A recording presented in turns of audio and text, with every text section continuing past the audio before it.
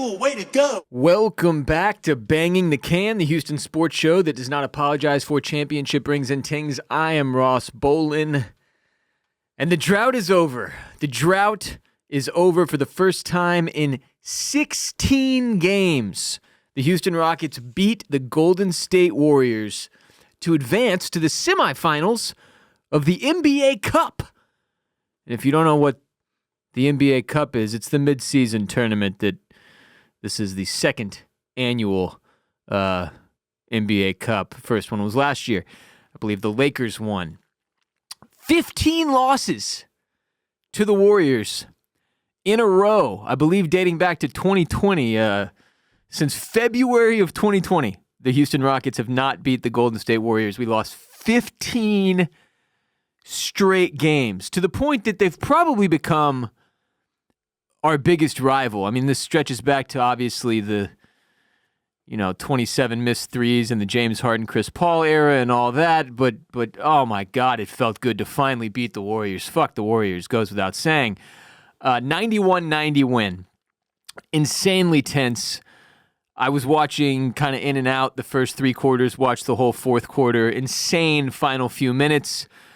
We had some things break our way, particularly the loose ball foul that was called on Draymond Green, on Jalen Green, when Jalen grabbed the loose ball and seemed like, I believe it was Draymond, whoever the Warriors player was, went for a little bit too much of the body and not enough of the ball, and we got the call, and Steve Kerr lost his friggin' mind, and it was just so poetic because, there's been some of the biggest moments in the Rockets franchise over the past 10 years have been calls that went against us. Again, hard not to reference the 27 missed threes when a couple of those were actually made threes that got waved off. That should have been 4-point plays for James Harden, but we'll stop going back there. We have to stop going back there. This should be the point where we can finally stop going back there. Let's stop talking about that fucking game and the 27 missed threes in a row and how that era was destroyed. And we ended up trading Chris Paul away for Russell Westbrook, and the next thing you know, Harden's gone, and it all fell apart, and then we did the rebuild, and here we are. But here we are, and that's what we should be focused on. Huge win to move on to the next round of the old NBA Cup, which just means more. Everybody who's a big fan of the NBA knows the NBA Cup, it just means more. And as I have stated on Twitter, if the Rockets find their way to win the NBA Cup, I will celebrate this like a legit championship. I will, and no one can stop me because it's the NBA Cup, and it just means more. Let's talk a little bit about this game, though. As a result of it, there's been a lot of chatter over the past, really, I guess, coming up on 24 hours now about whether or not this Rockets team has finally made the leap. Everybody wants to talk about making the leap, which just basically means going from a rebuild situation to a legitimate contender. And I'm not going to say we have made that leap yet. I think we are on our way to making that leap. Certainly defensively, it seems this season through, what are we at, 25 games, we have made the leap defensively. Offensively, we still have some issues, but we'll get to that. Let's talk about some of the... first of all, it's crazy. We had an 8-man rotation versus the Warriors last night. 8 guys played. That was it. Steven Adams didn't play. Coach's decision. Jeff Green, DNP, coach's decision. Jock Lawndale, Reed Shepherd, Jayshawn Tate, Cam Whitmore. None of those guys saw the floor. All DNP, coach's decision. So the only people who played, or the most important people that played, were Alperen Sengun, who continues to be the go-to guy offensively. Like, you're going to have nights where Jalen Green is that guy. You're going to have nights where somebody else takes over, Fred goes off, or Dylan Brooks has a random one here or there where he's our leading scorer. But our most consistent go-to guy who always has some offense in his bag is Alperen Sengun. Even on an off night, he is the guy. He has looked like the guy for years. It is over. The waiting period or the decision period, the judgment period, it is over. It is Alperen Sengun.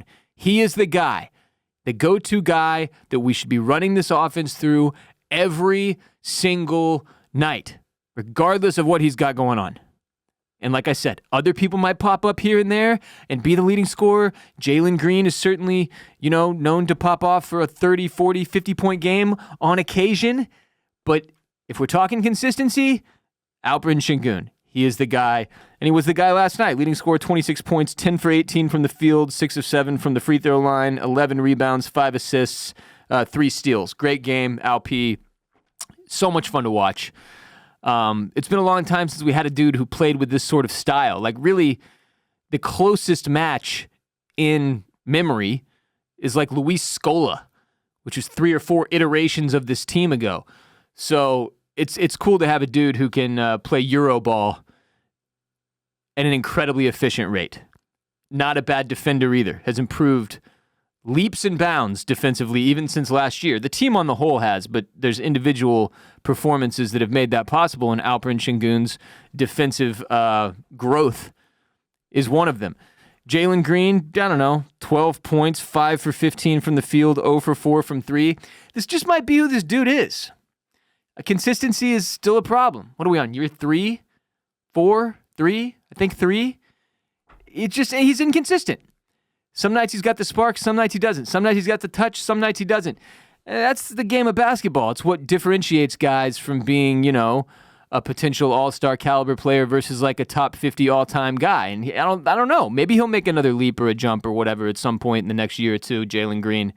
But this was not a good game for him, by and large, and we still won. So if you've got the kind of defense going that the Rockets do right now, we don't need Jalen Green to be a 25 points a night guy.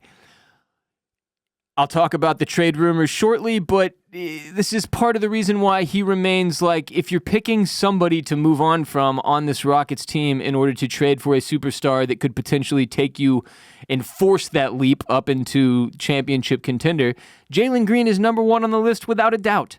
Without a doubt. He is the dude you would let go of.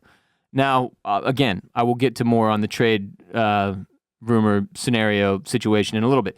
Amen Thompson continues to be fantastic defensively, 10 points, 5 of 7, 6 rebounds, 3 assists. This dude is incredibly good and so much energy, and I mean, that's the biggest thing with this Rockets team. At no point in the Harden era or any of the ones between the Harden era and this one, at any point in the rebuild did we have this level of energy defensively. We really didn't have it the era before Harden either. I don't even know. I don't know if we've ever had this kind of defensive energy as a Rockets team that Ime Udoka has installed as the head coach in this iteration of the franchise that we are currently getting to enjoy watching. It is very, very fun. And it's the kind of hard-nosed basketball that championship teams play. Now, I'm not saying we're there yet, because we're not. But you're starting to see the pieces come together. You're starting to see the Ime Udoka brand of basketball get solidified, and it's something to behold. Amen Thompson's sort of like an anchor of this defense at this point. He can guard any freaking position. He's been so much better than I expected coming out of college, and very good for us. Dylan Brooks has been great defensively, man. I mean, there were stretches last season where he looked good defensively, but then there were other games where I was like, this dude has lost a step, doesn't have it anymore, or maybe he never did. He clearly took a lot of what happened last season and used it to motivate him to improve in the offseason and in the first several weeks of this season, and he is very much an A1 defender in the NBA. Like, he is legit. He has the veteran experience to help some of the younger guys as well with taking defensive cues and reading the offense and knowing where to go next. And the defense moves cohesively as a unit. They are switching, and they are switching quickly. The way they've handled screens has been really impressive. And this is against a Warriors team that's been their strong suit the entire Steph Curry era. The way they move on offense, the way they never stop, the way that they pass, everybody touches the ball, incredibly difficult to guard. And the Rockets were up to task last night. Holding the Warriors to 90 points is a win. That is a win. Fred VanVleet, he's had games where he's looked like the weak link offensively. Obviously, he's not a huge guy, so he's not the best defender on the team either. But he's still got that veteran leadership, and he comes through when you need him to. He's got the championship pedigree, and we still need him there. And inarguably, you need a point guard who knows how to run the offense, and Fred is that dude. Jabari Smith Jr. has had stretches this year where he has been abysmal. When he doesn't have his shooting touch, he feels like worthless. And he hit a big shot last night, a big 3 in the fourth quarter that kept us in that game and kept things close and gave us an opportunity to go on and win it. Jabari, when he has his shooting stroke, when he's hitting threes in particular, so tough to guard. obviously that's a focal point for his development, is getting his long-range shooting dialed in, and we'll continue to monitor his growth as well. Tari Eason, another phenomenal defender. But yeah, it was crazy watching us run an 8-man rotation. When I saw the DNP list after the game, I didn't even realize while I was watching. And then after the fact, I was like, oh, I guess we kind of didn't see 6 different dudes got DNP'd. Huge win, though. Incredible to snap that streak. That was hellacious, losing that many games to the Warriors in a row.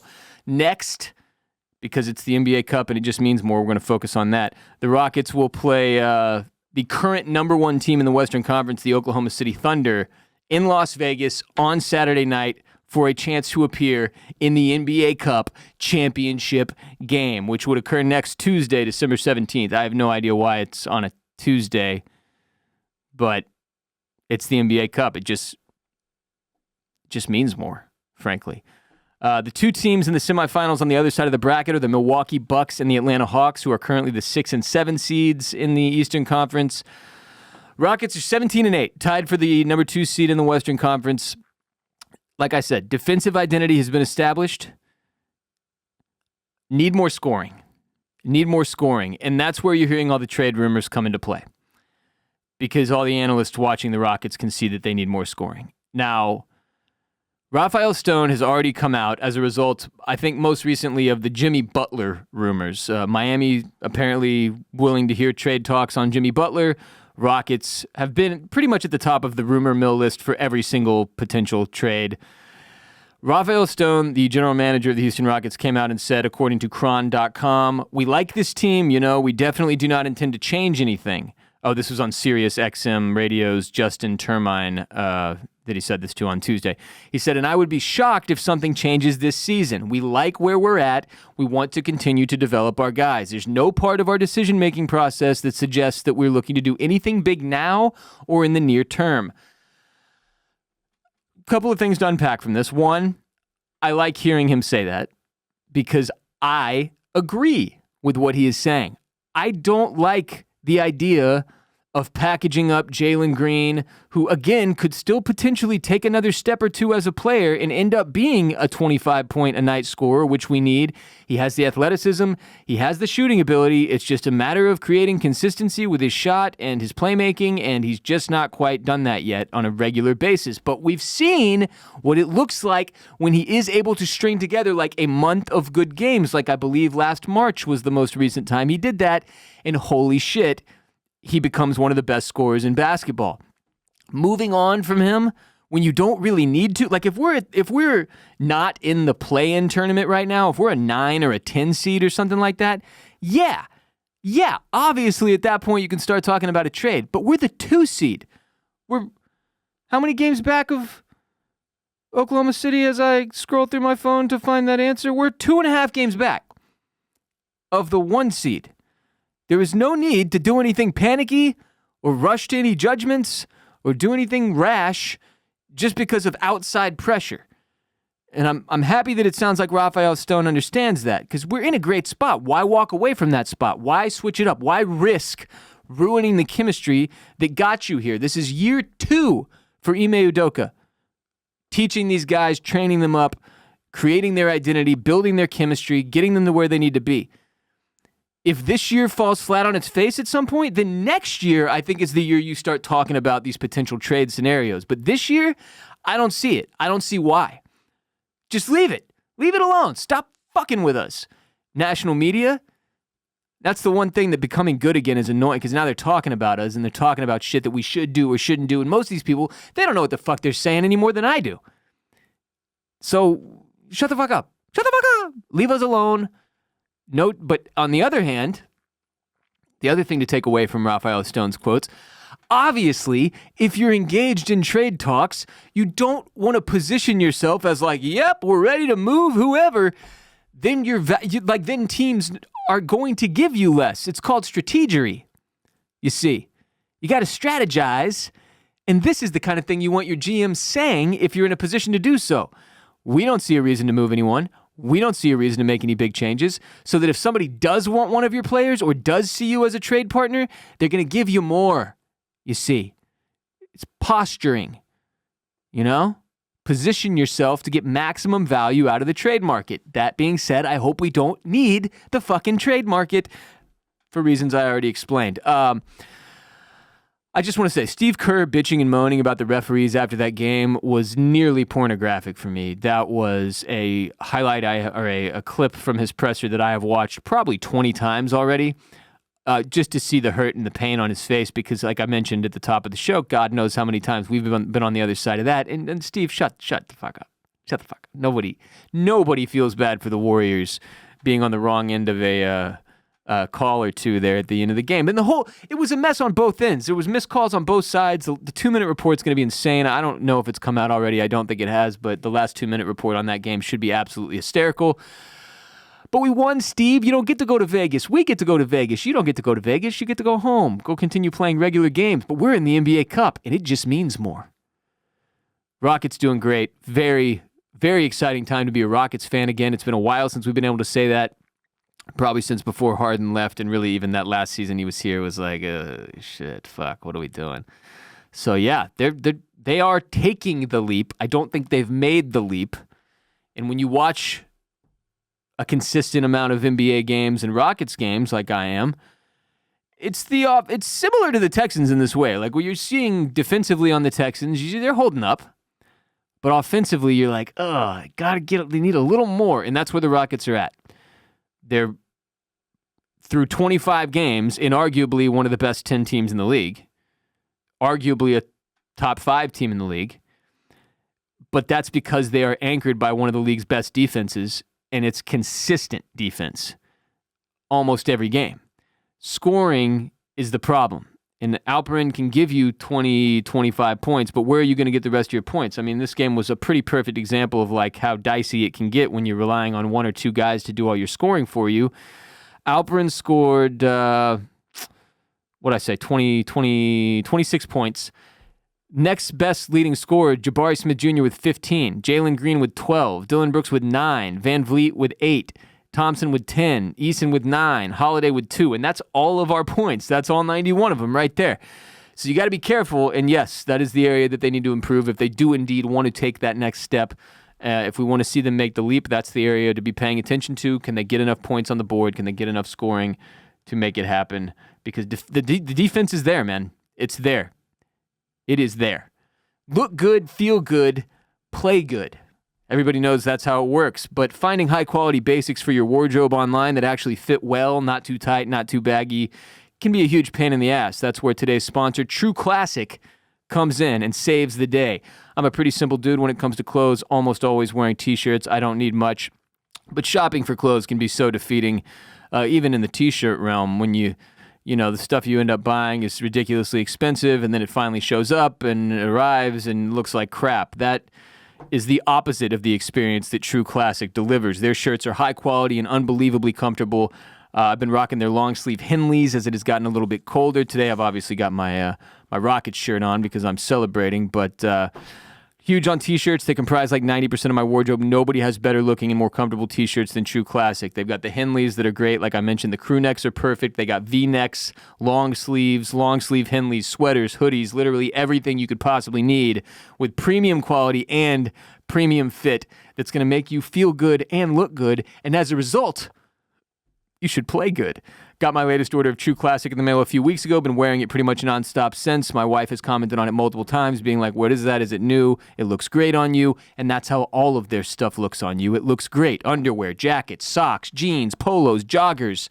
True Classic is your one-stop shop for everything you need. And nothing helps you forget about the stress of the holiday season like a little retail therapy for yourself. And the holidays are here, and True Classic's ultra-comfortable, perfect-fitting essentials make the perfect gift for you and for the other dudes in your life. So if you're ready to upgrade your closet, shop now and unlock big savings during their huge holiday sale. Just go to our exclusive link just for can bangers at trueclassic.com/BTC to save. That's trueclassic.com/BTC. They got crazy deals going on right now. Go check them out. Please support our show and tell them we sent you. trueclassic.com/BTC. End the year with holiday cheer thanks to True Classic. Link and details in the description of this episode. Let's move on from the Rockets and get into a little bit of negativity around the old Houston Astros. Love the Astros. Goes without saying. We all do. They gave us something that we have never experienced as Houston sports fans over this past 8 years. Consistent championship contention. It's been a sight to behold. 4 World Series trips, 2 World Series wins, non-stop glory. It's been amazing, truly. But it has never felt more over than it does right now during winter meetings or whatever the shit this is called, with all the trade rumors and the talk of Kyle Tucker and Alex Bregman, and we're in hell. This is hell. If you loved the Astros as much as, you know, some of the diehards like me have over the past 8 years, this is a really shitty time. I honestly have tried to unplug from it a bit because it's too depressing. Apparently, we've made an offer to Alex Bregman somewhere, a 6-year offer in the range of like $160 million or something like that, something around that. I can't remember. I don't care about the specifics. You can find those anywhere on the internet. That's not what I'm here to provide you with. The point is, it's not the 10-year, $250 million deal that Bregman is looking for. You saw what Juan Soto signed for. He's obviously significantly younger than Bregman. Not sure if you know Juan Soto's age. You can Google that as well. The point is, it is looking more and more likely that we go into next season without Alex Bregman or Kyle Tucker. And there's some kind of a soft reboot going on here. Nobody really knows. Nobody knows anything yet. That's the thing. We don't know anything. The media doesn't know anything. We don't know anything. Dana Brown is not really telling us shit, other than that they will listen to trade talks on anybody. Framber Valdez is on the table. Everybody's on the table, apparently. Like, they're open. Their ears are open. And they said they were looking for pitching. I don't understand that. We've got pitching. I don't know. I don't know what they're doing. And that is my biggest beef with this Astros organization at this point. Shine some light for the fans, man. Come on, man. What the fuck is going on? Are y'all going to sign this dude or not? Because the way they deliver their press conferences and their quotes to the media, it seems like they don't really give a shit. Like they're not on the same page as us. And I understand, again, that there's posturing involved and it's a negotiation between Scott Boras, who's representing Alex Bregman. But they should have a pretty decent relationship with Boras, considering he represents other players on our team, including Jose Altuve. Like, Altuve said this guy was going to be coming back, that he wants this guy back, that he would go out on a limb and talk to Jim Crane about bringing this guy back. Like, just fucking do it, man. What else are you going to do? What else are you... We have to have a third baseman. He's the best third baseman available. What else are you going to do? It's really frustrating to read about the Astros right now or follow them on any level. Then you got the Kyle Tucker stuff and the way it got handled the last couple of years and the arbitration and that relationship potentially having degraded and, you know, what he can get for us on the trade market. And look, fine, whatever. Look, if you got to trade Kyle Tucker, as many people before me have said, it better be worth something that makes me go, holy shit, we're back. It better not be something that makes me go, who? I got to go look at some fucking prospect, look at his minor league stats? No. If you're going to trade Kyle Tucker, because you don't want to pay Kyle Tucker, do we just not want to pay anybody? Is that the team we are now? We're just notorious. This is going to be our reputation. We don't pay anybody? Because you got to pay somebody. I get trading Framber. I don't get trading Kyle Tucker. Why? How old is he? 27? Fucking lock these two guys up and let's move on and run it back and see what happens. It just doesn't feel like the team is being run very well. That's it. At the end of the day, that's it. Ever since 2022, when we win the World Series and then Jim Crane decides he doesn't like our GM, we fire our GM after winning the World Series, and Jim Crane and Jeff Bagwell start making decisions about personnel. And we give Montero the contract we gave him, that we all know how that looks now. We give Abreu the contract we gave him, and we all know how that looks now. And what the fuck was signing a 40-year-old Jose Abreu, but you won't pay Bregman? You won't pay Kyle Tucker? Like, the decision-making that has occurred over the past few years has been befuddling, confusing, inconsistent. The messaging coming out of the front office to the fan base over the past several years has been annoying. Shoot us straight. Don't treat us like idiots. I understand you have to play the national media a certain way and the local media a certain way, and it's a whole game and fucking whatever. But like, if there was ever a point where that worked, it was when we were winning World Series, which we did not do last year or the year before that. And if it's in their minds, I guess it's like it hasn't been that long. It's like, fine, I guess, whatever. But like, it just feels like we're getting the fucking wool pulled over our eyes and we're being bullshitted and they're not shooting us straight. And it's very frustrating as a fan. Because we have no reason to have faith in this front office currently.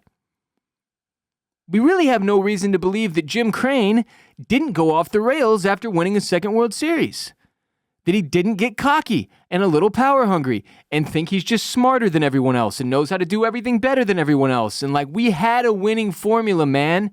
You threw it out and decided you and your boy Jeff were going to make decisions. And clearly that was fucked and you set the franchise back. But don't let that set the franchise back. Open up your wallet and make up for it. Make up for it. That's what we all want to see happen. And it's clearly not going to happen. It's not going to happen. And that's why everybody's frustrated and upset right now. And it's such a tough time to be an Astros fan because we don't know what the fuck they're doing. We don't think they're going to make the right choices. Clearly, there is a lot of negativity in the fan base now. And it's hard. It's frustrating. I don't know what's going to happen. I'm sick of spending the past 3-4 days staring at my phone, waiting for the Alex Bregman notification. It's hell. We're in hell for the first time as Astros fans in a long time. It's like a low point in this dynasty. Since 2017, this is the low point. This is the low point right now. Getting knocked out by the Detroit Tigers, whose entire payroll was less than Josh Hader. The year after getting knocked out, and at least like that was the first round, obviously, the wild card. That's the year after getting knocked out of the ALCS by the much maligned Texas Rangers, who go on to win a fucking World Series against the Diamondbacks. That should have been number 3. It really probably should have been number 4 because we should have won in 2019. So there's a lot of woulda, coulda, shoulda happening here now. And that's where the anger and the sadness and the depression and the frustration comes in, and it sucks. So I don't know. Nobody knows. But it certainly seems like they are looking to like blow it up a little bit. If you lose Kyle Tucker and Alex Bregman, that is blowing it up. That's 2 of your 4 key players right there. Jose Altuve, Yordan Alvarez being the other 2, and we're not talking pitchers. The other thing, and the last thing I'll say about the Astros, it became very evident toward the end of last season when we got enough of the pitching staff healthy that the pitching is there for the most part. Questions in the closer situation with Hader and Presley and Abreu, frankly. Things did not work out in the bullpen the way we thought they would in 2023. Or 2024, whatever, this most recent season. But the starting pitching is there. I don't think you bring Verlander back. He's fucking old, man, and he's like, what, our 5th best pitcher at this point? Just like, move on. It's fine. Tip your hat. Thank you for your service, Verlander, legend forever. But I don't think that makes sense. Spending money on Justin Verlander when you need money for Alex Bregman or Kyle Tucker? That doesn't seem smart. I don't know what metrics you could possibly find to make that make sense. But I just don't get it. Like we seem set up to still. Well, here's what I mean. The window is open in our eyes as fans, in large part due to the big 4 that I just named: Jose Altuve, Yordan Alvarez, Kyle Tucker, Alex Bregman, 2 of which are at risk of losing. The big 4 plus the pitching is what makes it look like the window is still open. But now you've lost Kikuchi. You don't think Verlander's probably coming back, right? His contract is over. He's old. Kyle Tucker is on the trade block. Framber Valdez is potentially on the trade block. Alex Bregman is a free agent. And the wheels are falling off. That's where we're at. Where it looked like we should have the window still open, and now suddenly in the offseason we're like, are we about to do a rebuild? What the shit? Why did we sign Altuve to be an Astro for life if we weren't intent on continuing to chase pennants? What is this?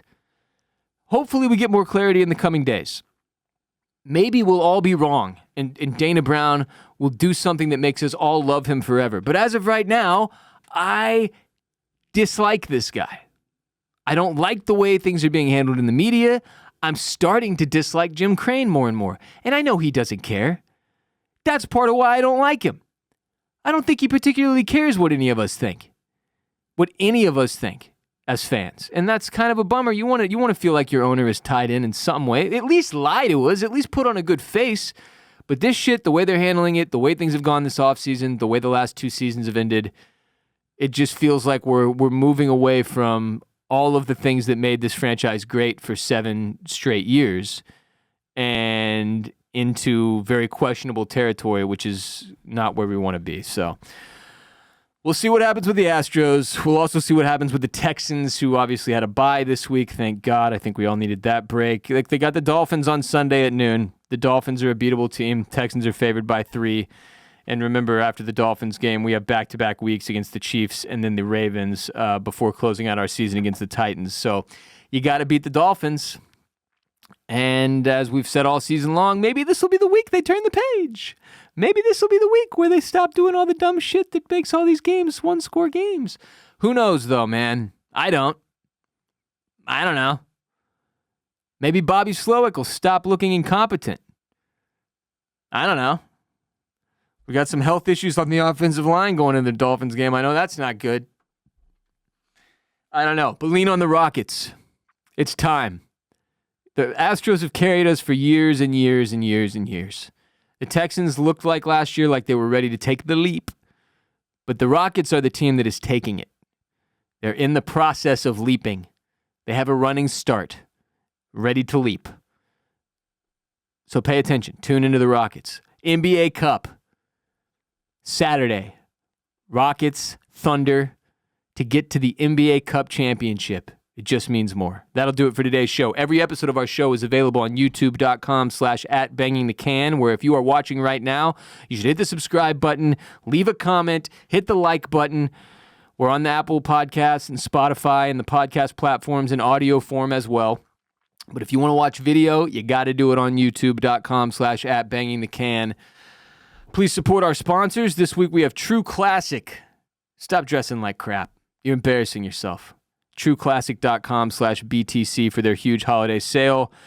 And on that note, please share the most unapologetic Houston sports show in existence with your friends and family. Follow us on social media at Banging the Can on TikTok, on Instagram, on Twitter. Interact with the social media posts when you see them. Throw them a like, leave a comment, send them to your buddies, share. Holiday season upon us, lots of time with friends and family. Tell them about Banging the Can, or I swear to God, I'll stop doing it. That is a direct threat. A direct threat. It's a lie, but it's a threat. Tell your friends and family about the show. Check out our other shows. We got Formula Bone for all your F1 needs. I've got the Ross Bolen podcast, Oysters, Clams, and Cockles, where right now we are covering Dune Prophecy. Then we'll be covering Silo Season 2. Then we'll be covering Severance Season 2. Then we will be covering The White Lotus. If you're watching any of those, you will love Oysters, Clams, and Cockles. Check that out. I'm Ross Bolen. You can follow me on Twitter and Instagram at WRBolen. I'm on Blue Sky as well, but I'm not telling anybody my name. It's just for me. I'll be back next week to talk Texans, Dolphins, hopefully good shit, and I'll also touch on, obviously, the Rockets, the results of the big NBA Cup game on Saturday as well, Rockets Thunder. And we'll see if anything happens with the Astros between now and then. I'll talk about whatever the fuck it matters the most, though. Leading with the Texans Dolphins, which will hopefully be a positive and uplifting segment about how the team is really doing it. But it's not likely. Until next time, H-Town, stay down.